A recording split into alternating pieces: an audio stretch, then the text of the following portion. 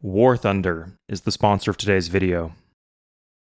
On July 6th of 371 BC, the Spartans faced off against Thebes at the Battle of Leuctra. Spartan cavalry was driven from the field, and the Thebans brought their reinforced left flank to bear upon a much thinner line of Spartans. The elite Spartan Hippais were caught mid-maneuver by the sacred band of Thebes, and it was a desperate spot. But if you know a little bit about Spartan history and their reputation on the battlefield, you might be able to guess how things turned out.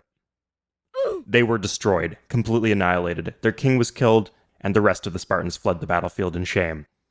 Such a savage clowning might make you question why it is that we root for the underdog. Are we masochists? Do we not like it when we win? Well, on a deeper level, that's a question for psychologists. But when it comes to 4X and grand strategy games, we can take a poke at it ourselves.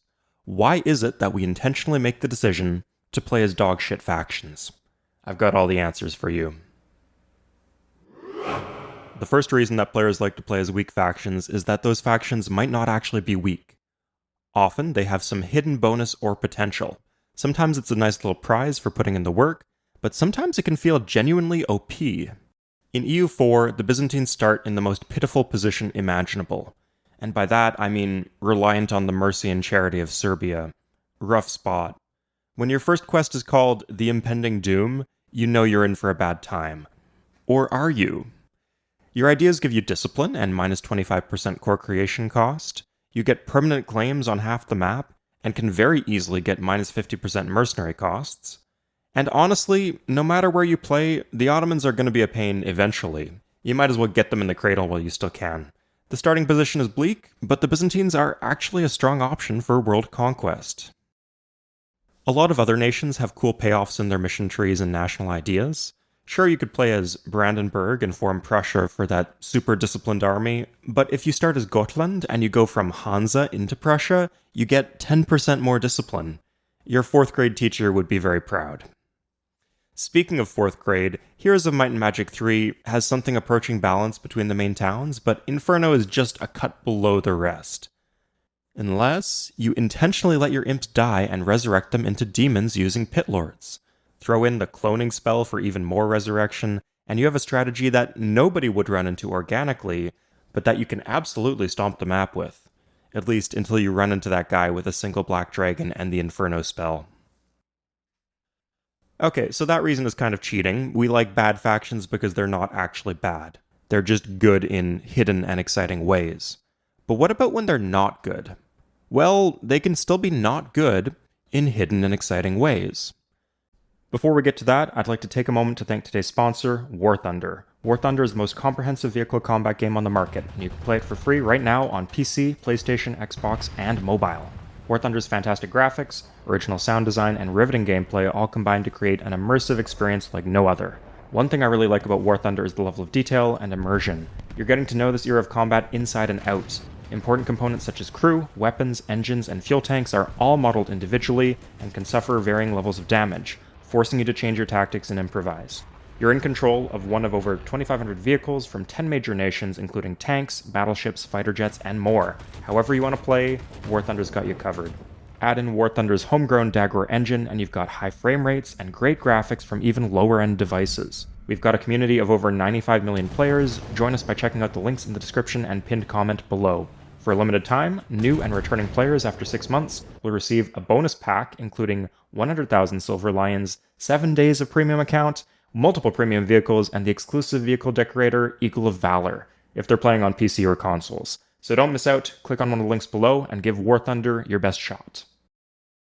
Venice in Civ 5 is a great example of this. You're not allowed to found more than one real city.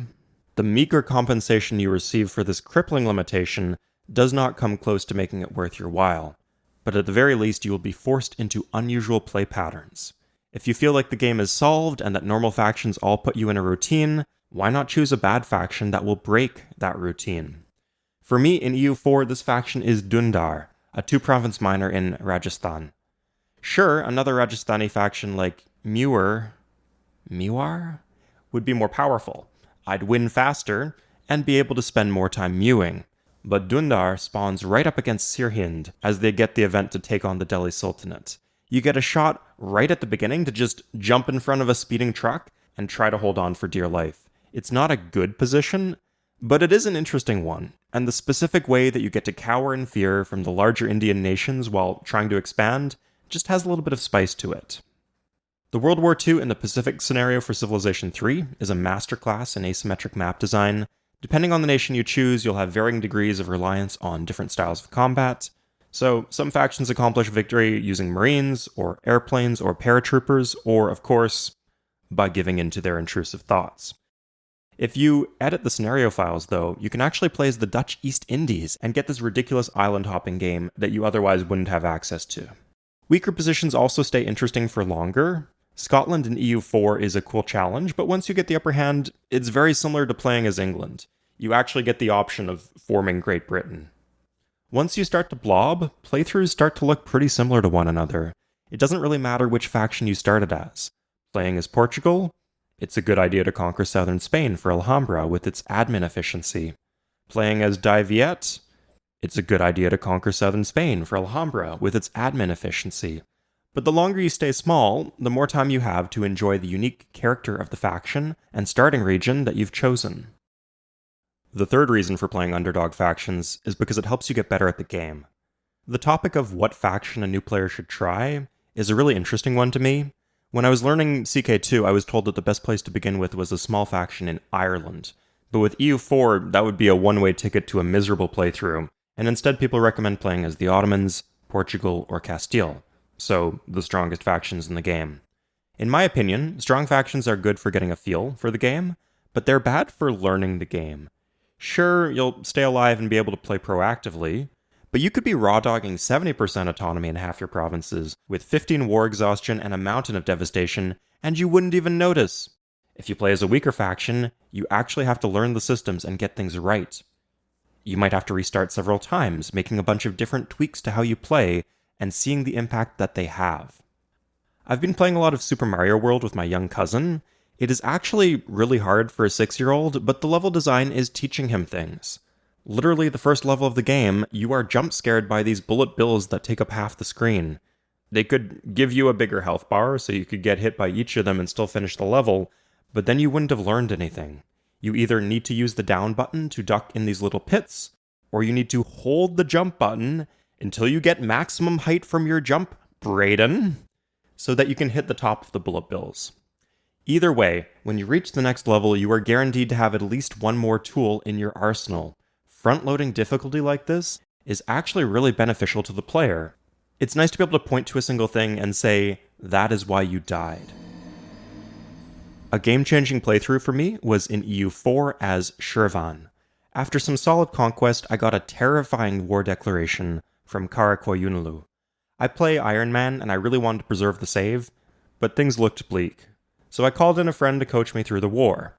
I learned about so many things: how terrain bonuses work, the value of military tactics, how mercenaries work, how the AI decide pathing and choose their targets, and that sometimes, when a bird flies outside your window, the game will magically restore itself to the start of the month, and your bonehead decision that resulted in a stack wipe will no longer be an issue. You'll have to excuse me for not having footage. I was 3/4 of the way through having enough mana for Miltech 6, and cycling through every possible alternative use of military power to drive my friend crazy. Should I increase war taxes? Should I harsh treatment these rebels? Should I strengthen my government? Should I hire a general? All the while, an exhausted British man was yelling at me, "Don't you dare touch that fucking button." And the best part of selecting a weak faction is that this is organic difficulty. Hard modes in games like Heroes of Might and Magic and Civilization mean that the AI produce things twice as fast and start with 10 billion units. Playing on normal difficulty feels more fair, like you're at peace with the universe, but they're also mind-meltingly easy once you have a basic understanding of the game. But if you play as, say, Sweden in the Napoleonic Europe scenario, you get to have your cake and eat it too. You play on a standard difficulty without any goofy-ass bonuses, but you also don't fall asleep on your keyboard because the AI is struggling to put up a fight. I suppose there's another important reason for playing an underdog faction for some, and that's contrarianism. In the Civ 3 conquest scenarios and in Rome Total War, the game designers made a bit of an arbitrary decision in terms of which factions are playable. It drove me crazy that factions like Thrace and Numidia had some cool flavor to them, but they were not made to be playable, unless you edit the game files. Having someone else tell me that you should not play as a particular faction, or worse yet, that I cannot play as a particular faction, is a surefire way to make me want to play as them. Because emotionally, I am 9 years old. I don't care if I'm going to go bankrupt in 5 turns playing as the Roman Senate, I want to do it anyway. There is one final reason, and it will strike you like a bolt of lightning. Of course, this is why people play stupid factions. For the memes. Sometimes I lurk in the language learning subreddit. Like some other hobby subreddits, they've been able to develop their own in-jokes and culture, and like all other hobby subreddits, they are full of the stupidest questions imaginable. One of which is, what language should I learn? Now, if you're willing to dedicate hundreds of hours of study into something just because some dude on Reddit told you to, I would like to remind you that I am a dude who is, by some terrible misfortune, on Reddit, and I will gladly peer pressure you into mastering the dated 4X strategy game Civilization 3. But if you're looking for something slightly more useful, instead, you can study Uzbek. This is the obligatory answer when somebody asks what language they should learn. It is not a serious recommendation. It is used to make fun of the question, but memes can change reality. A few people on the subreddit started actually learning the language because they were inspired by the shitposts. I have to stress this again, learning a language takes hundreds of hours. If people aspire to invest that much time into a meme, I think it's reasonable to say that memes might be the reason that they're dropping a Sunday afternoon into playing Hearts of Iron 4 and releasing Chad as a playable nation. Some of my favorite meme factions are and Ryukyu, Long Chile, of course, Vangir from Polytopia, and that one guy in the Civ 3 Discord who's always playing like 10,000 games on deity as Portugal will always have my respect. Shout out to Heistein of Nantes in CK3. He's not an underdog character, he's actually quite powerful in fact, but he enables a bunch of underpowered meme playthroughs, so in this household, we show some respect. So, there are a few reasons why people like underdog factions. All of this kind of reminds me of Halloween, how if you want to be the most legendary house on the block, you could give away full-size candy bars, or you could give the children a choice between candy and a potato. A lot of them will pick the potato. Children love potatoes. If you give people a stupid option, a lot of them are going to take it. Speaking of which, the subscribe button is below. Thanks again to War Thunder for this video. Play for free on PC, PlayStation, Xbox, and mobile using my links in the pinned comment and video description below. There's a massive bonus pack featuring multiple premium vehicles and an exclusive vehicle decorator, Eagle of Valor. This pack is available for new and returning players that haven't played for at least 6 months for PC and consoles, and includes 100,000 Silver Lions and 7 days of premium account. This is only available for a limited time, so be sure to check it out.